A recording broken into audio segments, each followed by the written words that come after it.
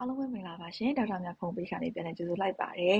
ဒီရက်ပိုင်းဒီလို့သိမကောင်းတော့ဗီဒီယိုတွေမလုပ်ဖြစ်ဘူးပေါ့နော်ဒါပေမဲ့ဒီနေ့ပြောမယ့်အကြောင်းအရာလေးကိုဆွေးနွေးပေးခြင်းတဲ့အတွက်ကြောင့်မို့လို့ဒီဗီဒီယိုလေးကိုလုပ်ဖြစ်ထားပါကျမကိုလာမိထားတာရှိတယ် annual leave ပေါ့နော်လုပ်သက်ခွင့်နဲ့ပတ်သက်ပြီးတော့သူက annual leave ကိုသူလိုချင်တဲ့ date ကိုတောင်းထားတယ်ပေါ့နော်ဒါပေမဲ့လည်းအလုပ်ရှင်က manpower မလောက်ဘူးဆိုတဲ့အကြောင်းပြချက်နဲ့သူလိုချင်တဲ့ date ကိုမပေးနိုင်ဘူးပေါ့နော်ဒါပေမဲ့အဲ့ဒီအစားသူမလိုချင်တဲ့ date တွေမှာသူ့ကိုအတင်းယူခိုင်းထားတယ်ပေါ့နော်ဒီကြားရနဲ့ပတ်သက်ပြီးတော့ကျွန်မဒီ caption မှာလဲ annual leave ဆိုတာဘာလဲအလုပ်ရှင်ကအလုပ်သမားကိုအတင်းကျပ်ယူခိုင်းလို့ရသလားပြီးတော့အလုပ်သမားတောင်းဆိုတဲ့ရက်ကိုရောအလုပ်ရှင်ကပေးရမှာလားဆိုတာနဲ့ပတ်သက်ပြီးတော့ information တွေရေးထားပေးပါတယ်အဲ့တော့အတူချုပ်ပြောရရင်တော့အလုပ်သမားတောင်းတဲ့ date ကိုအလုပ်ရှင်ကညှင်းခွင့်ရှိတယ်သူ့မှာ valid reason ရှိတယ်ဆိုလို့ရှိရင်အလုပ်သမားကတောင်းတဲ့ date ကိုသူကညှင်းခွင့်ရှိတယ်ဘယ်ဥပဒေမှာမှလည်းဒီအလုပ်သမားကလုပ်သက်ခွင့်ကိုဒီနေ့တောင်းတယ်ဆိုရင်ပေးရမယ်ဆိုတဲ့ဟာမျိုးမရှိဘူးပေါ့နော်ကျွန်မသိသလောက်ကိုမရှိဘူးဒါပေမဲ့လည်းအလုပ်သမားကိုတော့အတင်းအကျပ်ပေါ့နော်ဒီနေ့ annual leave ကိုယူရမယ်ဆိုပြီးတော့လေအလုပ်ရှင်ဘက်က force လုပ်လို့မရဘူးပေါ့နော်အဲ့ဒီအကြောင်းအရာကိုလည်း MOM website ရဲ့ link လေးထည့်ထားပေးပါတယ်အဲ့ဒီမှာတစ်ချက်လောက်သွားကြည့်ပေးပါအဲ့တော့ဒီလိုကိစ္စမှာကျွန်မadvice လုပ်တာကပေါ့နော်တကယ်လို့ကိုက HR နဲ့ညှိကြည့်ပေါ့နော်ကျွန်မအခုပြောနေတဲ့ကောင်မလေးကတော့ပေါ့နော်သူ HR ထိသွားတာတော့မှ HR ကသူ့ကိုဘာမှမလုပ်ပေးနိုင်ဘူးဆိုပြီးပြောလာတယ်ပေါ့နော်အဲ့တော့ကျွန်မကတော့ MOM ကိုconsultation လုပ်ကြည့်ပေါ့နော်အဲ့လိုပဲအကြံပေးလိုက်တယ် caption မှာလည်းကျွန်မ link လေးထည့်ထားပေးပါတယ် MOM ကို online appointment ယူပြီးတော့ free consultation လုပ်လို့ရပါတယ်အရန် helpful ဖြစ်ပါတယ်ကိုသိချင်တာတွေလည်း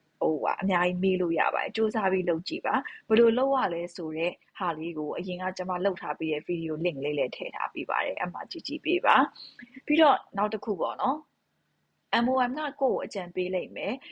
ဒီကိစ္စနဲ့ပတ်သက်ပြီး report လုပ်ချင်သလားဒါမှမဟုတ်လို့ရှိရင်လည်းconsult ပဲလုပ်ချင်တာလားပေါ့နော်အဲ့တော့ကိုသိချင်တာပဲမေးချင်တယ်ဆိုလို့ရှိရင်လည်းအဲ့ဒီ consultation session မှာပဲပြီးသွားတာပေါ့နော်တကယ်လို့မဟုတ် report လုပ်ချင်တယ်ဆိုလို့ရှိရင်တော့ तू ကဘယ်လိုလုပ်ရမယ်ဆိုတာလေးကိုဆက်ပြီးလမ်းညွှန်ပေးပါလိမ့်မယ်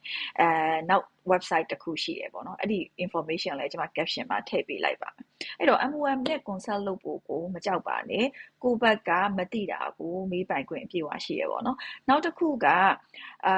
ကိုကတတိထားရမှာကပေါ့နော်ဒါအလုပ်သမားဥပဒေတွေ MOM ကချမှတ်ထားတဲ့စီမင်းစည်းကမ်းတွေကတပိုင်းကိုအလုပ်လုပ်တော့ကအလုပ်ရှင်နဲ့ employment contract မှာဘလို့သူရေးထားတာကိုဘလို့လက်မှတ်ထိုးခဲ့ရဆိုတာလည်းပြန်ပြီးကြည့်ပါကိုကသူရေးထားတဲ့ဟာကိုသဘောတူညီလက်မှတ်ထိုးထားခဲ့ရဆိုလို့ရှိရင်လည်း MOM ကဘာမှကူညီပေးလို့မရဘူးပေါ့နော်ကျမလည်းအကြံဉာဏ်ပေးလို့မရဆိုပါစို့သူကannual leave ကိုတောင်းတတဲ့ရက်ကိုငင်းခွင့်ရှိတယ်သူတို့ပေးတဲ့ရက်ကိုပဲယူရမယ်ဆိုပြီးတော့ကိုကလက်မှတ်ထိုးထားခဲ့လို့ရှိရင်တော့တေချာပေါက်ကိုညင်းလို့မရဘူးပေါ့နော်အဲ့လိုအနေထားရှိပါတယ်အဲကြောင့်မို့လို့ဒီနေ့ဒီဗီဒီယိုလေးမှာ annual leave နဲ့ပတ်သက်ပြီးတော့ knowledge ရအောင် sharing လုပ်ပေးလိုက်ပါတယ်တကယ်လို့ကို့မှာလည်းအလားတူကိစ္စမျိုးရှိတယ်ဆိုလို့ရှိရင်လည်းMOM နဲ့တိုင်ပင်ဆွေးနွေးဖို့ကျွန်မတိုက်တွန်းပါတယ်စကားပြောကြည့်ပါမေးကြည့်ပါအရင် helpful ဖြစ်ပါတယ် knowledge တွေလည်းအများကြီးရပါတယ်ထိုနည်းတူပဲကျွန်တော်တို့ health care မှာဆိုလို့ရှိရင် annual leave တင်မကဘူး public holidays တွေလည်းရှိတယ်ပေါ့နော် public holidays တွေမှာအလုပ်လုပ်ရတယ်အလုပ်လုပ်လို့ရှိရင်အလုပ်ရှင်ကအဲ့ဒီနေ့အတွက်ကိုသက်စာခွဲပေးရတယ်ဒါမှမဟုတ်လို့ရှိရင်ရက်အစားပြန်ပေးရတယ်အဲ့တော့တချို့အလုပ်သမားတွေက public holiday တွေမှာအလုပ်လုပ်ပြီးတော့သူတို့ရဲ့ဒီ PH တွေကိုစုထားပြီးတော့ annual leave တွေနဲ့ပေါင်းပြီးတစ်ဆက်တည်းယူလိုက်တာရှိရပေါ့နော်အဲ့တော့တချို့အလုပ်ရှင်တွေကတော့အဲ့လိုမျိုးလုပ်မှာဆိုတဲ့အတွက်ကြောင့်မလို့ public holiday တွေကိုတော့ပိတ်ရက်အစားပြန်ပေးတာကိုတော့ဒီဘယ်လိုပြောမလဲ fair ဖြစ်အောင်ပေါ့နော်ဒီအလုပ်သမားတွေကြားထဲမှာ evenly distribute လုပ်ပြီးတော့ပေးတာမျိုးလို့ရှိတယ်အဲ့ဒါမျိုးကတော့လက်ခံပေးရတယ်ပေါ့နော်ဘာဖြစ်လို့လဲဆိုတော့ဒါလုပ်သက်ခွင့်မဟုတ်ပဲねဒီ public holiday ဖြစ်တဲ့အတွက်ကြောင့်မလို့ဒါပေမဲ့အဓိကကတော့လေကိုနဲ့ကိုရဲ့ supervisor ဒါမှမဟုတ်လေကိုရဲ့ဒီ HR တထေးကြားထဲမှာ open communication လုပ်ပါကိုလှုပ်ချင်တာကိုဖြစ်ချင်တာကိုဘယ်လိုနည်းနဲ့ရအောင်ယူနိုင်မလဲဆိုတဲ့ approach နဲ့ပဲသွားပါပေါ့နော်ဆိုလိုတဲ့သဘောကသူတို့ approval